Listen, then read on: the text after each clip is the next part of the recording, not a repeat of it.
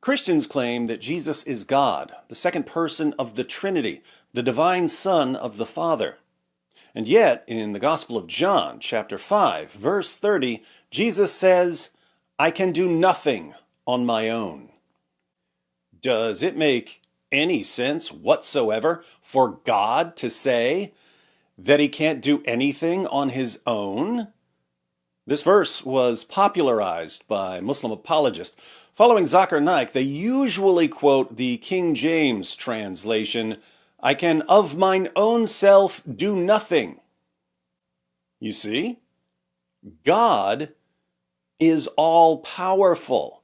Jesus says he can't do anything on his own. Does this sound like something God would say? Muslims around the world now quote John 5:30 to show Christians that we got our theology wrong. We somehow missed this clear verse for nearly 2,000 years. Fortunately for us, Muslim apologists found the verse and shared it with us to correct our dumb theologians. When our Muslim friends bring up this verse, it may be helpful to ask a quick question. The question I would ask Muslims who quote John 5:30 is this: can you tell me one word Jesus said in the rest of John chapter 5? Can you tell me a single word from the rest of the chapter? Because if you're quoting John 5 to show that Jesus was a mere human being, I don't think you've actually read the chapter. This is an ongoing problem with Islamic apologists. If I were to quote a Quran verse out of context in a way that completely distorts the meaning, they would suddenly understand the importance of reading an entire passage. But when they go to the Bible, the most basic, fundamental rules of interpreting a text go out the window. Let me show you what I mean. So, Jesus says in John 5:30, "I can do nothing on my own." Our Muslim friends insist this verse proves that Jesus was just a man, a helpless human being, certainly not God. But last time I checked, if we're reading verse 30 of a chapter, there are 29 verses that come before it in that chapter. Perhaps we should look and see what those verses say so we can make sure we're not twisting the words of Jesus. Our Muslim friends respect Jesus and wouldn't want to misrepresent what he said, right? So they'll definitely want to read the passage carefully with us, won't they? I'll just summarize the first 15 verses of John 5. Jesus heals a man on the Sabbath, and this upsets the Jewish leaders. They regard miraculously healing someone as work, and you're not allowed to work on the Sabbath. We'll pick up the story in verse 16. This is verse 16 of the same chapter Islam's greatest apologists go to when they want to debunk Christian theology. And this was why the Jews were persecuting Jesus, because he was doing these things on the Sabbath. But Jesus answered them, "My Father is working until now, and I am working." Uh-oh, it's the Sabbath, but Jesus says that he's working because the Father is working. This might not seem like a big deal to someone in the 21st century, but it was a huge deal to first century Jews. Jews weren't allowed to work on the Sabbath. However, there was a debate among the Jewish rabbis about whether God works on the Sabbath. Some of them reasoned that since God upholds and sustains the universe even on the Sabbath, God works on the Sabbath. Jews don't get to work on the Sabbath, but God works on the Sabbath. That was their reasoning. How does Jesus answer the Jewish leaders when they complain that he's working on the Sabbath? He says, "My Father is working until now, and I am working." Like father, like son, as the saying goes. Now, if rabbis are discussing the Sabbath, and they conclude that even though they're not allowed to work on the Sabbath, God works on the Sabbath, and some guy comes along and says, "Yeah, that's why I'm working on the Sabbath," like father, like son, what does it sound like he's claiming? It sounds like he's putting himself in the same category with God rather than in the mere human being category. And as the next verse shows, that's exactly what the Jewish leaders thought he was saying. Look at the heading, by the way. Verse 18, this was why the Jews were seeking all the more to kill him, because not only was he breaking the Sabbath, but he was even calling God his own Father, making himself equal with God. Calling God his own Father, making himself equal with God. In the Bible, people or groups of people can be called sons of God or children of God in various senses. For instance, we're all children of God in the sense that God created all of us. This is the basis for Ahmed Deedat's sons by the tons response. Oh, you claim that Jesus is the Son of God, but God has lots of sons in the Bible. Yeah, there are lots of sons of God in the Bible, but the phrase Son of God is used in very different ways. The question is, what does the phrase Son of God mean when it's applied to Jesus? Does it mean something more than when it's applied to, say, me? In John 5, Jesus is clearly claiming to be the Son of God in a very special and unique way.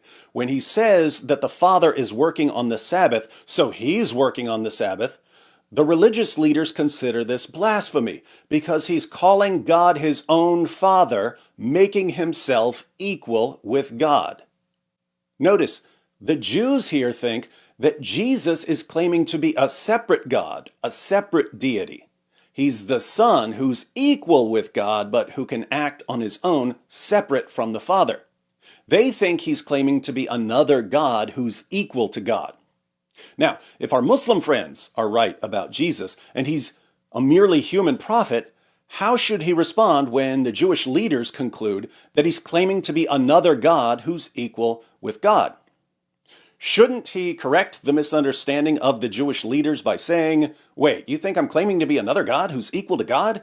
You totally misunderstood me. I'm only human, just like the rest of you.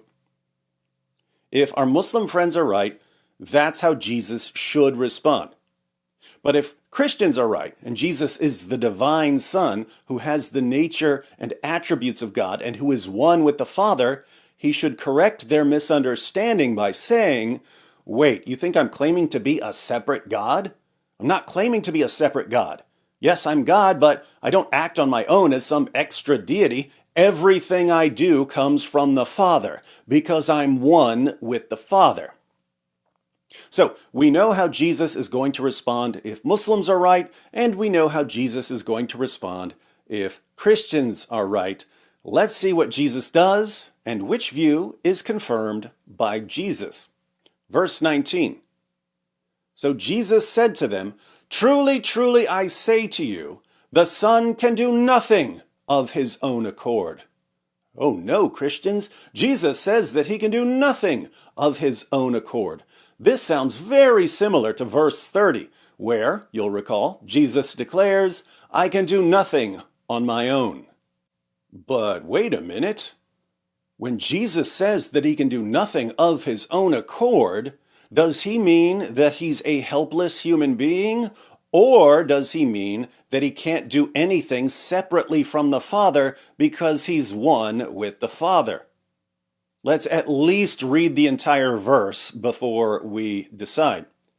So Jesus said to them, truly, truly, I say to you, the Son can do nothing of his own accord, but only what he sees the Father doing. For whatever the Father does, that the Son does likewise. Jesus does whatever the Father does? What mere human being, what mere prophet could ever say, whatever God does, I do that too? So, when Jesus says the Son can do nothing of his own accord, is he claiming to be a mere human being? Or is he claiming to be the divine Son who's one with the Father and therefore can't do anything separately from the Father? Let's keep reading. For the Father loves the Son and shows him all that he himself is doing. And greater works than these will he show him, so that you may marvel. For as the Father raises the dead and gives them life, so also the Son gives life to whom he will. If the Father raises the dead, so does the Son. Why? Because as Jesus said, whatever the Father does, that the Son does likewise. Like Father, like Son. Let's continue. For the Father judges no one, but has given all judgment to the Son. Here we have a theological red alert. Jesus says that the Father judges no one, but has given all judgment to the Son. The Son is the final judge. But according to the Old Testament, God is the final judge. In chapter 3 of the book of the prophet Joel, God declares that the nations will be gathered and that he will sit to judge all the surrounding nations. The Quran also claims that God is the final judge. In Surah 22, verse 56, Allah declares, "The sovereignty on that day, the day of judgment, will be that of Allah, the one who has no partners. He will judge between them." Allah is the final judge according to Islam. But Jesus says, the Father judges no one, but has given all judgment to the Son. There are two main possibilities here. Either the Bible and the Quran are wrong and God isn't the final judge because he's handed all judgment over to a helpless human being, or God is indeed the final judge because Jesus is God, and within the nature of the one God, the Father has given all judgment to the Son. But why would the Father give all judgment to the Son? Jesus tells us, "For the Father judges no one, but has given all judgment to the Son, that all may honor the Son just as they honor the Father." Father and Son are one, but the Father hands all judgment over to the Son so that all may honor the Son just as they honor the Father.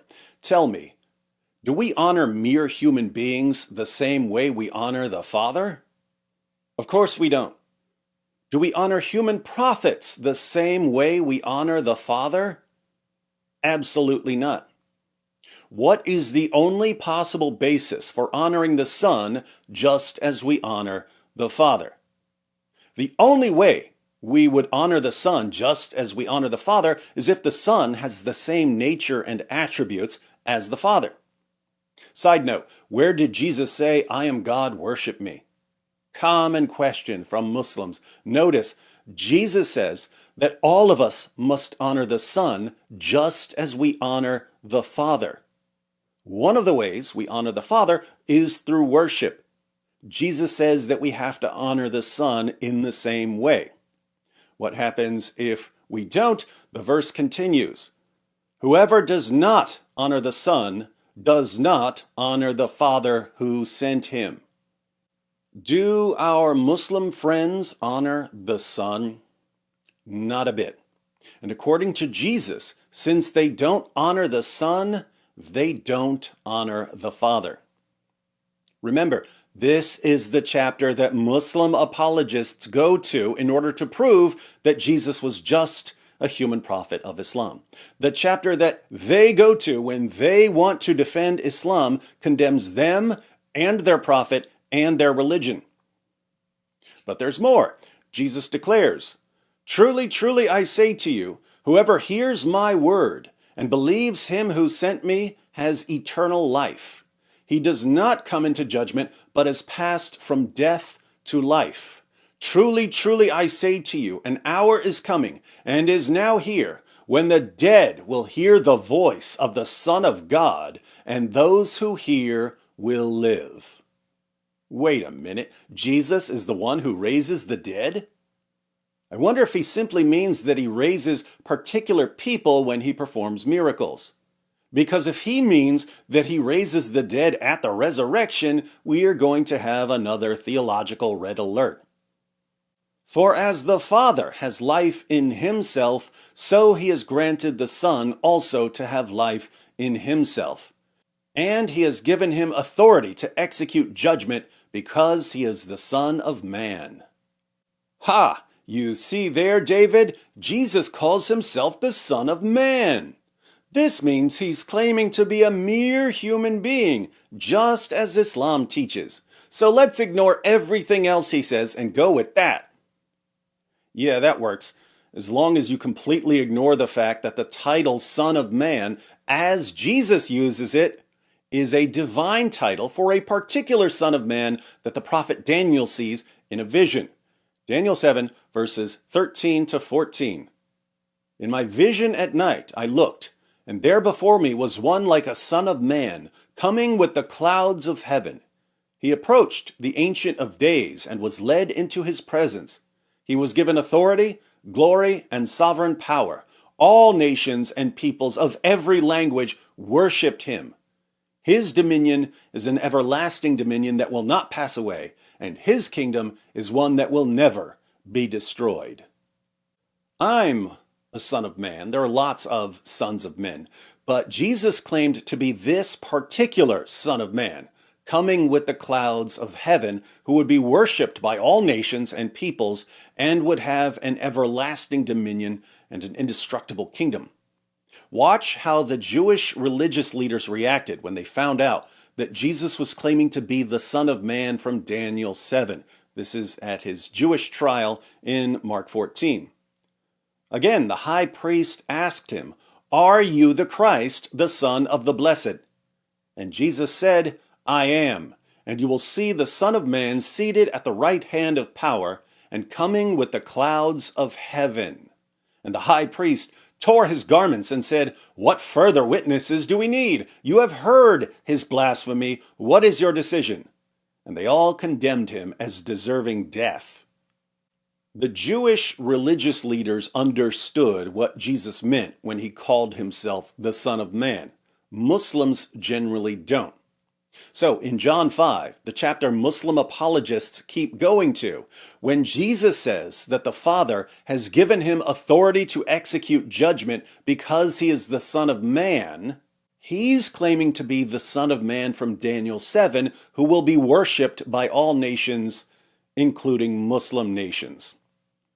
Almost done.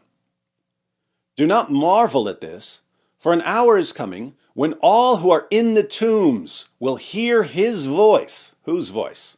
The voice of Jesus, who is, according to this passage, the Son of God and the Son of Man. Do not marvel at this, for an hour is coming when all who are in the tombs will hear his voice and come out, those who have done good to the resurrection of life, and those who have done evil to the resurrection of judgment. Theological red alert again. Jesus says that he's the one who raises the dead, all the dead, at the resurrection. According to the Old Testament, who raises the dead at the resurrection? 1 Samuel 2:6. The Lord kills and brings to life. He brings down to Sheol and raises up. According to the Quran, who raises the dead at the resurrection? Surah 22, verse 7. And surely the hour is coming, there is no doubt about it, and certainly Allah will resurrect those who are in the graves. The Bible and the Quran both say that God is the one who raises everyone from the dead, and yet Jesus claims that he's the one who raises everyone from the dead. Are these the teachings of a man who thinks that he's a mere human being, just a prophet of God? So we've gone all the way through verse 29. And now for the very next verse, the verse Muslim apologists quote to show their followers that even the Bible agrees with Islam. John chapter 5, verse 30, Jesus says, "I can do nothing on my own. As I hear, I judge, and my judgment is just, because I seek not my own will, but the will of him who sent me." Now that we've read the passage, something Muslim apologists never, ever want us to do, pop quiz. When Jesus says, "I can do nothing on my own, I seek not my own will," is he saying, A, I'm a helpless human being, a simple prophet of Allah, Or B, when I claimed to be the divine Son of God, you Jewish leaders thought I was claiming to be a separate God who acts on his own, but I'm here to correct you. Even though I have the same nature and attributes that the Father has, and even though I'm the final judge of all people and the one who raises the dead, I do not act on my own. I cannot act on my own. I can do nothing on my own because I'm not a separate God. I'm one with the Father. Which one is Jesus saying? How do Muslim apologists read the Bible? They read the Bible like this. Their prophet affirmed the inspiration, preservation, and authority of the Bible. So, as much as they like to lie, they can't stop going to the Bible. But the Bible contradicts Islam. So what do? They go to a chapter that thoroughly contradicts Islam, verse after verse after verse. They ignore everything in the chapter that refutes Islam. They fixate on a verse that they can twist into something that seems to agree with Islam, so long as they erase the entire context. And then they proclaim to their followers, who have never read the chapter and are therefore in a state of ignorance, that the Bible agrees with Islam. And their gullible followers walk away thinking that Christianity has been exposed and that Islam has been vindicated. Do Muslim apologists approach the Bible honestly? Not at all. Do they handle the words of Jesus with respect and integrity? Not a bit. Do they honor the Son as he commands them to honor him? Precisely the opposite. So, according to Jesus, in the passage that Muslim apologists go to when they want to defend Islam, do they honor the Father? Not even slightly. Does John 5:30 support Islam when you pay any attention whatsoever to what Jesus is actually saying in the passage? No, the passage completely, utterly, totally contradicts Islam. Why do Muslim apologists go to a passage that completely, utterly, totally contradicts Islam, ignore all of the verses that completely, utterly, totally contradict Islam, and then twist the words of Jesus, whom they claim to respect, in an obvious effort to trick their followers into believing that the Bible supports Islam? Why do they do this? Because they have to. When your book affirms my book, but my book contradicts your book, all you can do is lie. When your prophet affirms Jesus, but Jesus contradicts your prophet, all you can do is lie. Dawah is deception. There is no plan B. The question now for our Muslim friends who are watching is this. Since you've seen as plain as day that your apologists are liars, since you've seen that they lie to you about Jesus, are you going to keep following them away from Jesus and away from the Father? Or are you going to honor the Son as the Father and the Son command?